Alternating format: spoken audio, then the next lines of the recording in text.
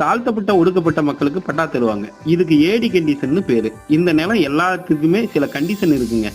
அதாவது நிலம் யார் பெயரில் இருக்கிறதோ அவர்களுக்கே நிலம் சொந்தம். வேறு நபர்கள் சொந்தம் கொண்டாடினால் சட்டப்படி குற்றம். நிலத்தை 10 வருடங்களுக்கு யாருக்கும் விற்கக்கூடாது. 10 வருடங்களுக்கு மேற்படி விற்றாலும் ஒரு ஒடுக்கப்பட்ட சமூகத்துக்கு தான் விற்க வேண்டும். அந்த ஒடுக்கப்பட்ட சமூகம் தான் அந்த நிலத்தை வாங்க தகுதியுள்ளவர்கள் ஆவார். தன்னுடைய வாரிசுகள் சொத்தை பங்கிட்டுக் கொள்வதில் எவ்வித தடையும் இல்லை.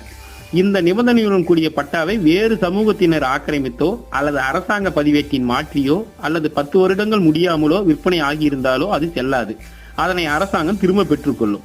இதே விதிகள் படிதான் அந்த காலத்துல பஞ்சமி நிலத்துக்குன்னு தந்தாங்க. சரியா?